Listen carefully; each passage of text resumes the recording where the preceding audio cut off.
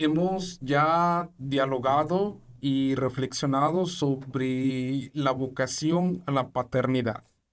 Hemos visto que es necesario responder con valentía a esta vocación y también hemos visto la realidad y las consecuencias un poco drásticas que a las que nos conduce no tomar con responsabilidad el llamado a la paternidad, que es prácticamente la orfandad.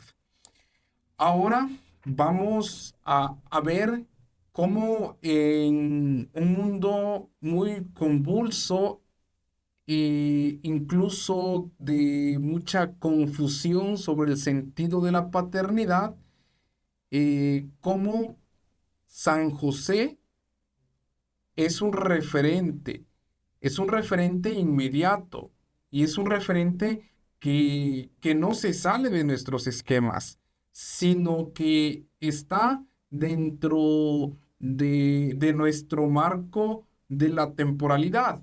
¿Por qué?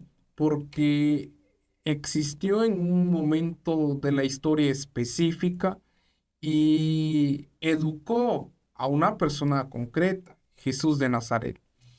Y para hablar sobre la paternidad de San José, tenemos que empezar afirmando que la escritura nos revela a José como padre de Jesús y nos lo muestra en su forma más plena y en una imagen muy gráfica que nos permite a nosotros tener sensibilidad y de esta forma poder tomar a él como el prototipo de padre. En muchas ocasiones, la reflexión sobre el sentido de la paternidad de San José ha quedado en el olvido y en muchas ocasiones, ¿por qué no decirlo con toda verdad? Incluso ha sido ignorado. Siempre se nos presenta a José como el esposo de María y muy pocas veces se hace hincapié en el sentido propio de la paternidad. Incluso en las fiestas litúrgicas tenemos a José como patrono de la iglesia y tenemos a José como obrero, pero no tenemos a José como padre de Jesús, a diferencia de la Santísima Virgen María, que celebramos el 1 de enero la maternidad de la Santísima Virgen María. Teológicamente y religiosamente hemos sido injustos con San José. Y para hablar de José como el padre de Jesús, tenemos que tocar necesariamente el contexto judío. Y dentro del contexto judío, la familia era clave esencial en el desarrollo de la historia de la salvación. La familia es la entidad en la que se van haciendo realidad, en la que van cobrando vida las promesas que Dios tiene para liberar al pueblo y antes de liberarlo, para apropiarse de él como su hijo. Remontémonos al libro del Génesis cuando vemos la elección de Abraham. Dios le dirige el llamado a Abraham, pero no elige al solo sujeto y lo aísla, sino que lo va a constituir como padre de una gran nación. Cuando nosotros leemos los relatos bíblicos de la elección, vamos viendo este detalle pues tan precioso y que en muchas ocasiones pasa desapercibido. Pero un detalle mucho más grande es toda la familia que se desencadena a partir de la elección de Abraham. Y entonces podríamos decir con toda seguridad, el pueblo de Israel, el pueblo elegido, ha surgido como una familia. Y la familia en el contexto judío no se reduce solamente al papá, a la mamá y a los hijos, sino que la familia en el pueblo judío pues se engloba pues a todos los parientes cercanos. Incluso algunos arqueólogos, algunos historiadores de las ciencias bíblicas han manifestado que incluso los trabajadores, los esclavos, también formaban parte de una familia. Lo que ahora podríamos llamar nosotros, por ejemplo, en nuestro contexto oaxaqueño, podríamos llamar las rancherías o los pequeños poblados, esos eran una familia, los que formaban una familia. Entonces la familia era demasiado grande. Y la familia, eh, todo este grupo, la familia, fundaba su modo de vivir en la Torá. La Torá es, por los judíos conocen, o para los judíos más bien dicho, la Torá son los 5 primeros libros de nuestra Biblia, que son el Génesis, el Éxodo, el Levítico, Números y Deuteronomio, en donde están contenidos todos los preceptos que rigen la vida del pueblo. La familia asentaba ahí todos sus códigos morales, religiosos y sociales. Y dentro de estos códigos habían 4 principios fundamentales que la Torá mandaba a todo judío, a toda familia. En primer lugar, el respeto a los progenitores, es decir, a los padres. El precepto de la caridad, ayudar a quien más lo necesitaba. La paz en la sociedad, tanto con los extranjeros como con el prójimo. El prójimo en el antiguo Israel se reducía solamente a los habitantes del pueblo hebreo. Y el cuarto precepto que la Torá mandaba era el estudio de la ley.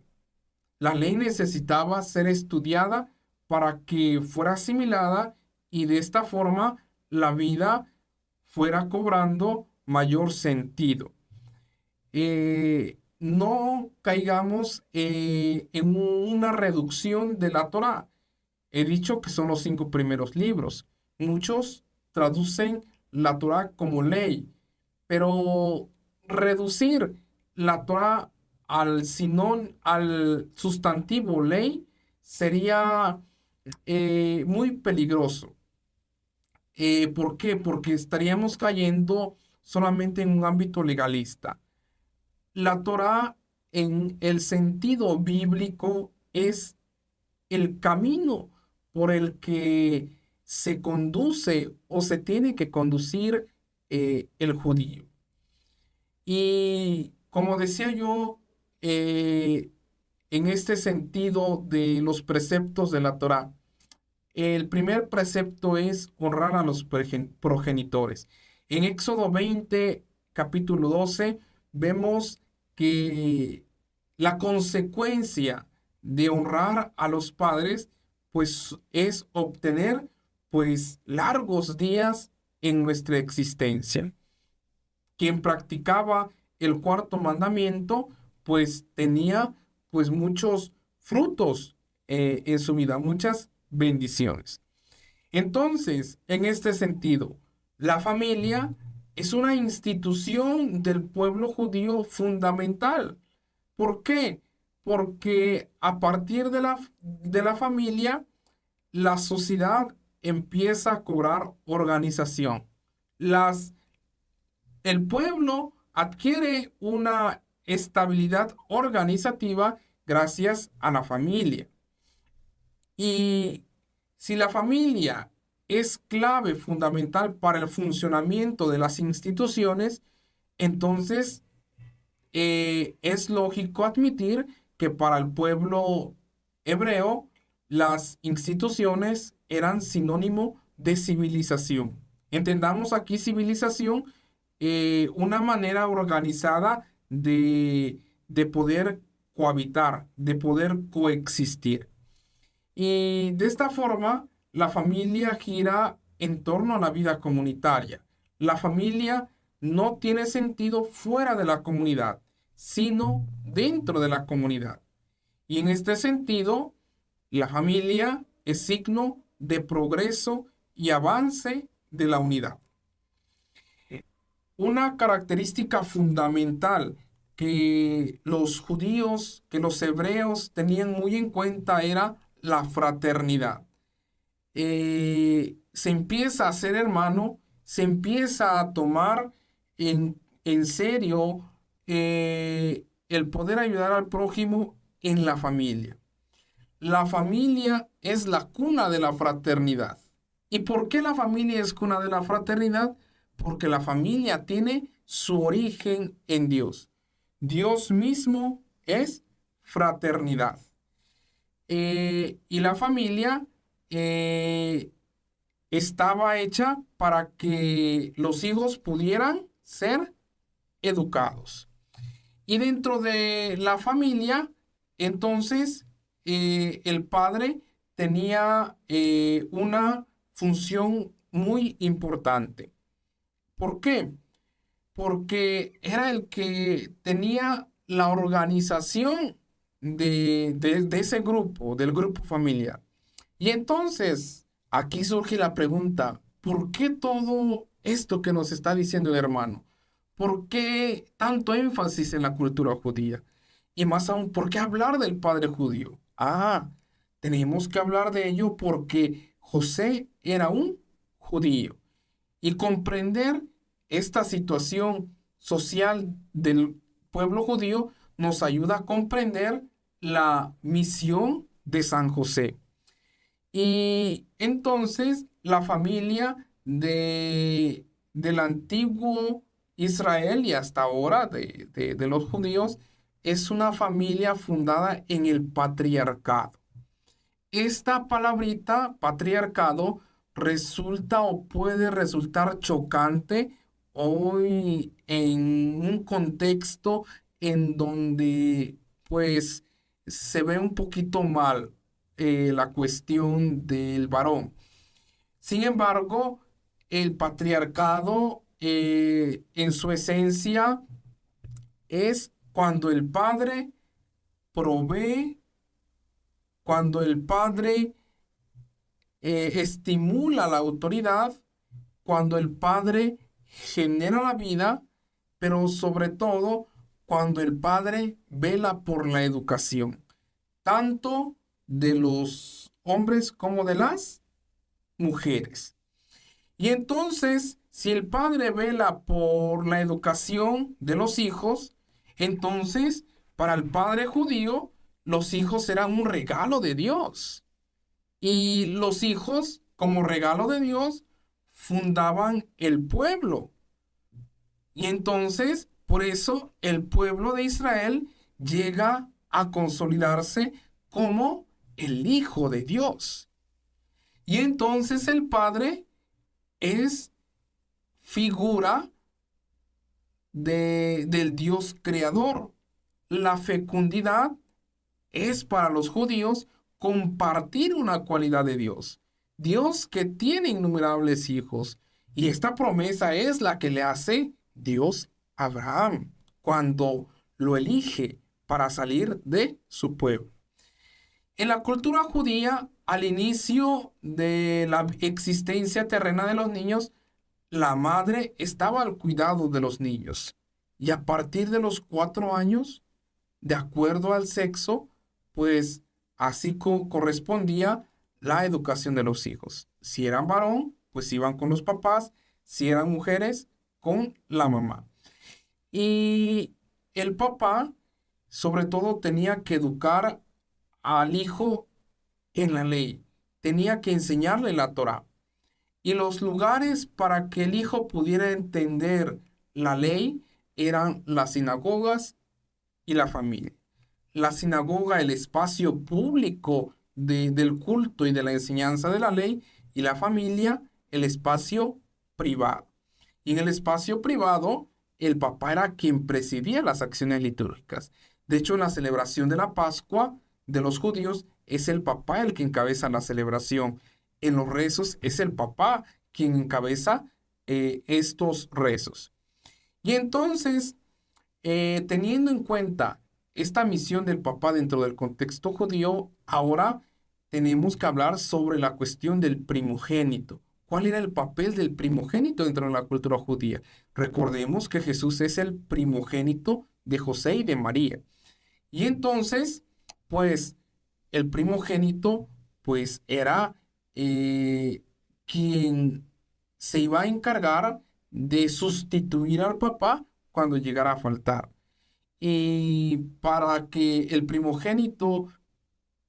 papel del primogénito surgiera efecto, pues en primer lugar tenían que hacer una serie de ritos.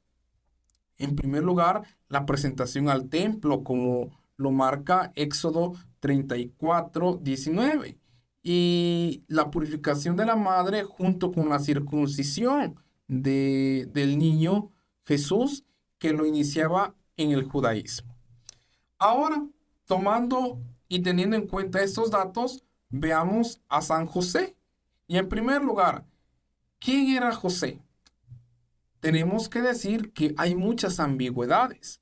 ¿Por qué? Porque lo único que tenemos de San José, pues son los relatos de la infancia que nos han llegado a través de Mateo y Lucas, y en donde se expone la grandeza moral y la santidad de José. José es un hombre silencioso, no dice muchas cosas. Sin embargo, sus acciones dicen más que 1000 palabras. Y entonces debemos decir, José era un hombre justo. Pero aquí viene la interrogante. ¿Qué significa ser un varón justo? Y José en sí mismo, pues ya su significado es hombre justo. Para los judíos el nombre es muy importante. Y el significado de José realmente es que Dios añada. Tiene un campo semántico en el verbo hebreo que es lejosif, que significa añadir algo. Entonces, de acuerdo a este nombre, eh, porque el primer hijo de Raquel, pues lo nombró José, y Raquel después dijo que Dios me añada más. Y entonces se quedó para José esa definición. José era un nombre común en el judaísmo de aquel tiempo. No era un nombre extraordinario. Y entonces aquí entendemos la misión de José, que es la abundancia. La abundancia en el sentido más explícito. Y José, pues, añade posibilidades de realización a los planes de Dios. Entonces, tomando en cuenta esta breve semblanza y contextualización de San José, quisiera yo centrarme en 6 acciones fundamentales, 6 valores que San José le da a la sociedad de hoy para una paternidad fecunda. En primer lugar, José. José se deja guiar por Dios y en este guiar acoge. La primera actitud de José es la acogida. Acoge a Jesús de Nazaret como su hijo, sabiendo que no lo ha engendrado, que es obra del Espíritu Santo.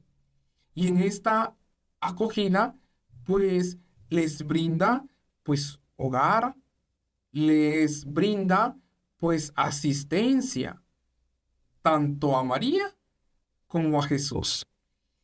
¿Cuán- ¿A cuántos de nosotros o a cuántos papás les hace falta tener el sentido de una acogida alegre a los hijos desde la concepción? ¿A cuántos les hace falta tener esa expresión de felicidad que refleja la acogida en el primer momento de la existencia de uno de sus hijos? La segunda actitud paternal de José es la presencia. José está presente en los momentos más significativos de Jesús. Es decir, tiene las responsabilidades propias del Padre. Hoy necesitamos padres responsables que puedan estar presentes en los momentos más significativos de la vida de los niños. Y como ya mencionábamos en el primer episodio, que estén en los primeros años de la infancia. La tercera actitud de José es que le impone el nombre, le pone Jesús. Como padre, le da un nombre a su hijo. No es padre biológico, pero se hace un padre por medio de la responsabilidad. Entonces, José, desde ese momento, se declara protector de Jesús. Entonces, protector de Jesús significa que lo conoce, lo va conociendo en el transcurso de su crecimiento. La cuarta actitud es José es el que custodia, es un padre custodio. No deja solos ni a Jesús ni a María. Los protege y le obedece al ángel cuando le dice que huya a Egipto. Los custodia porque los ama. Cuando se ama, se cuida. Dice el dicho, lo que se ama se cuida. José ama a José y a María. José ama a María y a Jesús, por eso los cuida. Enfrenta las adversidades, enfrenta el miedo. Custodiar, según la lengua hebrea, proviene del verbo shamar y que tiene relación con Shema, con la escucha. Sabe escuchar cuando están en peligro y entonces vigila. Y vigilando, pues los guarda, ¿no? Entonces, hoy necesitamos padres custodios que custodien la inocencia y la integridad de sus hijos, que custodien el amor de la esposa, que custodien la familia. La quinta actitud es, José es un padre que educa y educó a Jesús en el amor, en la ley.